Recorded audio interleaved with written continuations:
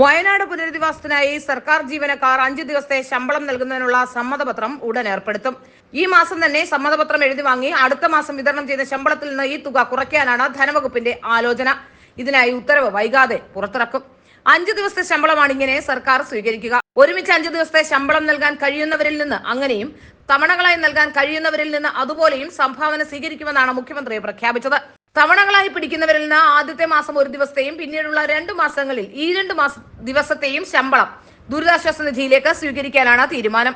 വിശദമായ കണക്ക് സമർപ്പിക്കുന്ന മുറയ്ക്ക് പുനരധിവാസ സഹായം ഉൾപ്പെടെ ലഭ്യമാക്കാമെന്നായിരുന്നു ദുരന്ത ഭൂമിയായ വയനാട് സന്ദർശിച്ച വേളയിൽ പ്രധാനമന്ത്രി വ്യക്തമാക്കിയത്.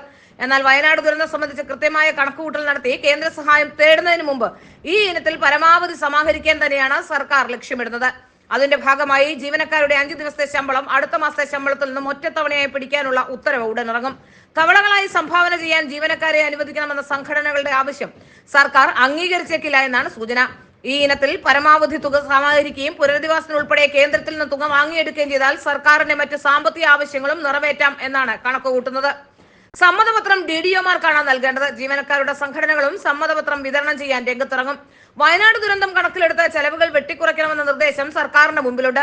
ഓണം ബോണസും ഉത്സവത്തെയുമാണ് വെട്ടിക്കുറയ്ക്കാൻ കഴിയുക. എന്നാൽ 5 ദിവസത്തെ ശമ്പളം കുറയ്ക്കുന്നതോടെ ബോണസും മറ്റു ചെലവുകളും വെട്ടിക്കുറയ്ക്കാനുള്ള സാധ്യത കുറവാണെന്നാണ് ജീവനക്കാരും കരുതുന്നത്. ഒരു മാസം സർക്കാർ ജീവനക്കാർക്കും അധ്യാപകർക്കും എയ്ഡഡ് ജീവനക്കാർക്കും ശമ്പളം കൊടുക്കാൻ തന്നെ വേണ്ടിയത് 3400 കോടി രൂപയാണ്. ഇത് കണ്ടെത്താനാവാതെ ഇരിക്കുമ്പോഴാണ് വയനാട് ഈ ഇത്തരത്തിലുള്ള വലിയ ദുരന്തം കൂടി വരുന്നത്.